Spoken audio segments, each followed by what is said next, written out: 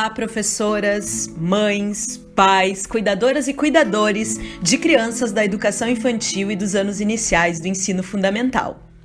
Sejam todos e todas muito bem-vindos ao Projeto Hana, Performances para Crianças e Formação de Espectadores e Espectadoras. Eu sou Thaís Ferreira, professora da Universidade Federal do Rio Grande do Sul, da Faculdade de Educação e coordenadora do projeto.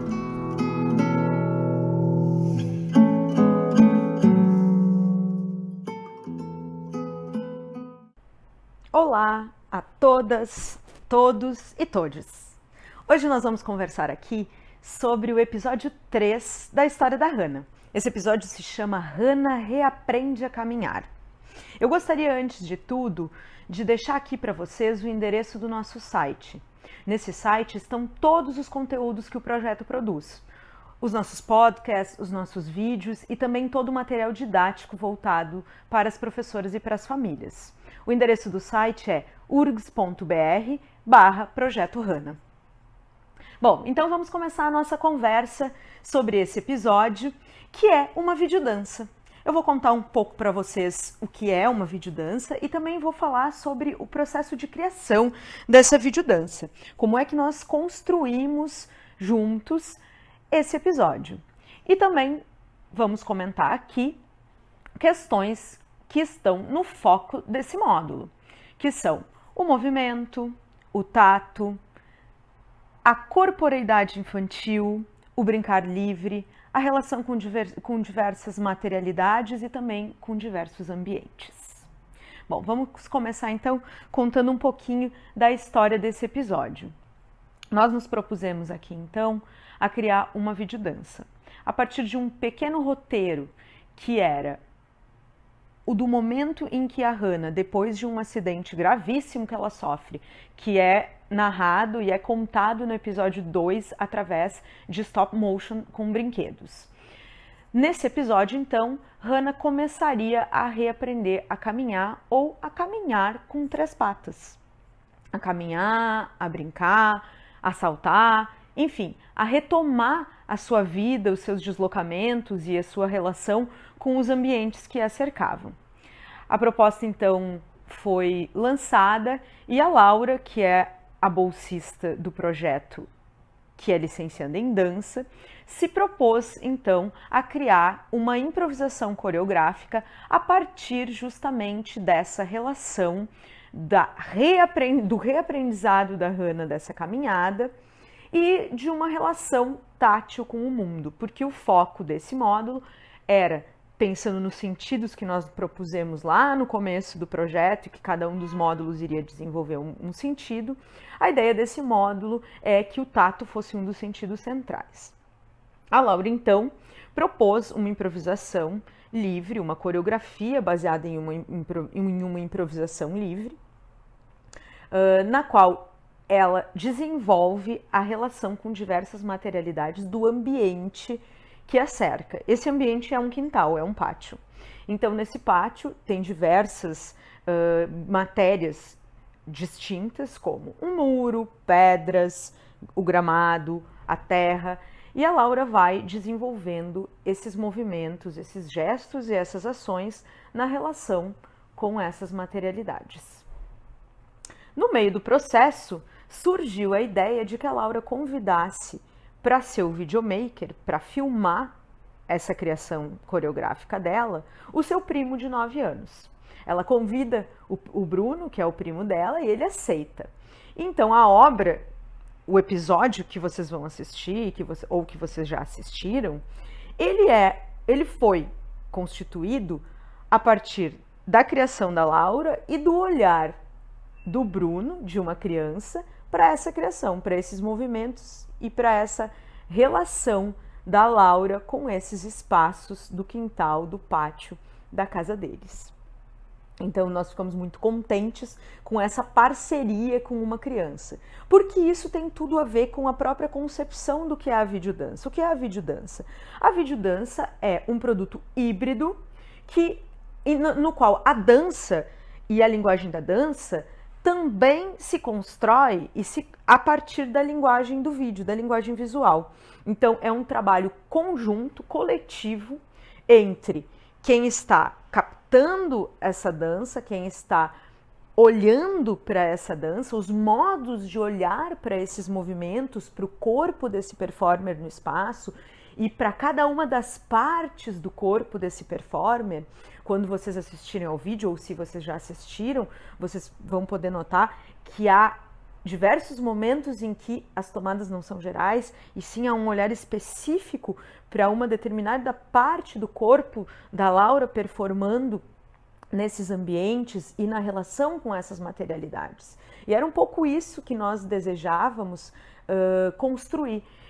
Algo que suscitasse às crianças essa relação com essas materialidades do cotidiano e esse movimento que se constrói nessa relação. Esse conhecer o seu próprio corpo através dessas relações táteis. E para isso, então, o Bruno foi convidado para construir esse olhar. E a nossa videodança, então, ela é o resultado dos movimentos e da improvisação coreográfica da Laura, do olhar do Bruno como videomaker, como o nosso pequeno cineasta, e também, óbvio, de uma edição de vídeo que posteriormente foi feita pela Verônica e pela Laura, duas bolsistas do projeto. Bom, explicando um pouco a questão da videodança e de como foi feito esse projeto, nós gostaríamos que ele fosse inspiração para outras atividades e para outras propostas que as crianças podem criar elas mesmas nas relações das suas casas, nos espaços da escola. Mas as atividades que nós vamos propor no material didático não são necessariamente fazer uma videodança, e sim jogos e atividades que estão na base do que poderá vir a ser, caso as crianças tenham o desejo e se sintam inspiradas a partir desse vídeo a construir com as suas próprias criações. Bom, dentro das propostas que nós estamos trazendo, há algumas atividades que são atividades que vão desenvolver propriocepção corporal, ou seja, a percepção de si próprio, do movimento e do gesto do seu corpo na relação com os outros e na relação com os espaços. Há um jogo de college-escola. Esse jogo de college-escola é descrito no material didático, eu não vou ficar aqui repetindo tudo que está ali descrito, mas esse jogo, que pode parecer uma brincadeira muito simples, envolve uma série de elementos e noções que são muito importantes para a gente pensar questões de performance, de dança e de teatro, e o conhecimento do próprio corpo, do corpo do outro, questões relacionadas ao deslocamento. Todos os jogos que nós estamos propondo, eles trazem no seu cerne questões relacionadas aos deslocamentos diversos e ao desenvolvimento do sentido do tato, ou seja, da relação com as materialidades. A gente vai seguir também falando um pouco sobre o brincar livre, porque esses jogos que têm mais regras e que dependem de comandos e de uma concentração coletiva das crianças, eles são jogos que, no geral, vão ser conduzidos pela professora ou pelos adultos em uma outra situação, com crianças um pouco maiores, com crianças acima de 5 anos, 4 ou 5 anos. Para as crianças pequenas, a gente propõe experimentos livres na relação com as materialidades, do tocar, do reconhecer, do manusear e do explorar essas materialidades que podem estar em diferentes ambientes, ou seja, em parques, em quintais, na própria rua, dentro da casa. E essa exploração, ela tem recebido o nome no Brasil, dentro dos estudos e dentro das propostas, de algumas propostas da educação infantil, de brincar heurístico. Esse brincar heurístico, então, vem da palavra eureka, que é descoberta, né? Então, a criança pequena, o bebê, nesse brincar livre, é protagonista das investigações, protagonistas das descobertas. Pequenas descobertas que estão ligadas ao cotidiano, que estão ligadas àquilo que existe no dia a dia dessas crianças. E aí vocês podem estar perguntando, mas tá, e qual é a função da professora? Qual é a função da cuidadora? Qual é a função da família na condução desse tipo de brincadeira? Nesse tipo de brincadeira, a intervenção dos adultos ela é mínima ou nenhuma. A função do adulto, nesse caso, é a de dar condições para que as crianças brinquem. O que é dar condições? É oferecer um ambiente seguro e é oferecer esses materiais para as crianças. Se a gente estiver dentro de casa, por exemplo, é coletar sucatas e potinhos vazios, e pedaços de cano, e restos de tecido, linhas, materiais simples, materiais acessíveis, que se estiverem limpos e forem seguros, se não forem materiais cortantes ou materiais que podem quebrar, materiais feitos de produtos que podem, enfim, machucar as crianças, vão ser fonte de muita brincadeira e de muita qualidade de imaginação no brincar dessas crianças. As crianças pequenas brincam sozinhas, óbvio que elas convidam os adultos para brincar, e os adultos podem brincar com as crianças quando são convidados, mas é muito saudável também que as crianças tenham espaço para explorar sozinhas, para brincar na segurança de saber que, bom, existe um adulto por perto que está ali, que pode ser acessado, mas que a criança pequena e o bebê têm essa autonomia que se dá a partir desse olhar amoroso do adulto que está por perto fornecendo e organizando esses materiais. Os coletivos, então, que trabalham com formação a partir do brincar heurístico, eles trabalham também com a organização desses materiais de um modo estético, de um modo que estimule as crianças a se relacionar com esses materiais. Vocês podem buscar na internet, buscar no Instagram, diversas escolas de educação infantil, educadores, pesquisadores que trabalham com essa linha e com essa vertente, que vem muito inspirada do trabalho com educação infantil que é feito na Reggio Emilia, que é uma cidade, em Reggio Emilia, que é uma cidade da Itália, que fica na região da Emília-Romanha. Um dos educadores que vocês podem acessar é o Paulo Foch, que vai falar bastante sobre isso e tem muitas indicações nas redes dele sobre esses materiais e sobre o brincar heurístico.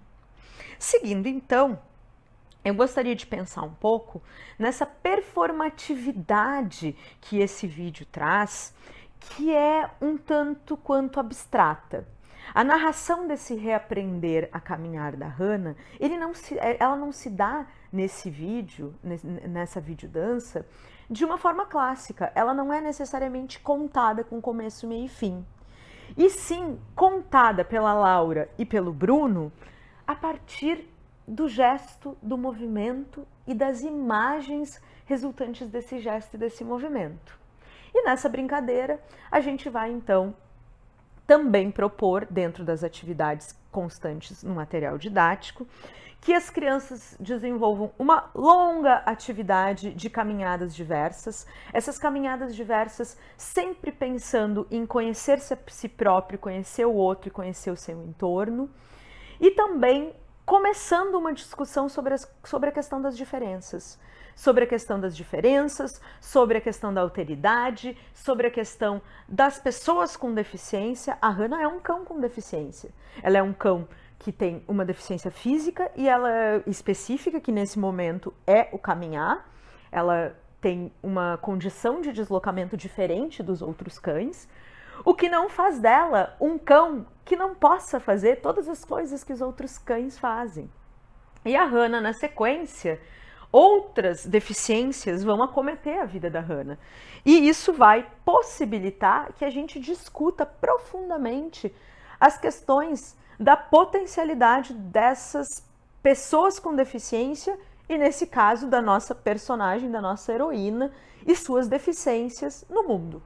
E esse é um dos motivos também pelos quais a gente escolheu trabalhar com os sentidos, com os diferentes sentidos, e um dos motivos pelos quais, nesse módulo, nós vamos trabalhar profundamente com questões ligadas aos diferentes deslocamentos e a nossa relação tátil com o mundo ao nosso redor. Bom, nós gostaríamos então de acabar esse podcast pensando na questão da criança como performer, que é trazida por uma colega e amiga que é a professora da UFMG, Marina Marcondes Tavares. Ela também está nas referências do material didático. E pensar a criança performer é pensar justamente em toda a potencialidade do ser criança na relação com o mundo e no quanto as ações das crianças intervêm no próprio sentido que se constrói para o mundo ao nosso redor. Então, nós adultos, olhando as crianças, podemos enxergar nelas performance. E as crianças performando na relação com o mundo, com os outros e com os objetos presentes no mundo ao nosso redor, e cientes do tanto que os seus corpos e que as suas imaginações em ação podem ser significativas e podem construir sentidos para elas e para os outros, bom, aí a gente tem crianças performando no mundo, a gente tem crianças atuando no mundo. Eu gostaria então de fechar esse podcast com essa imagem, que é uma imagem muito forte para mim, e que é uma imagem muito preciosa para esse projeto, que entende as crianças como performers. Agradeço a todos pela companhia, continuem seguindo as nossas redes e um grande abraço!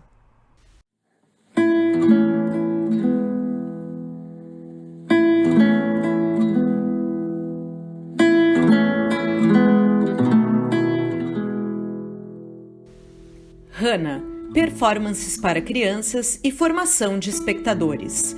É um projeto de extensão universitária da Universidade Federal do Rio Grande do Sul.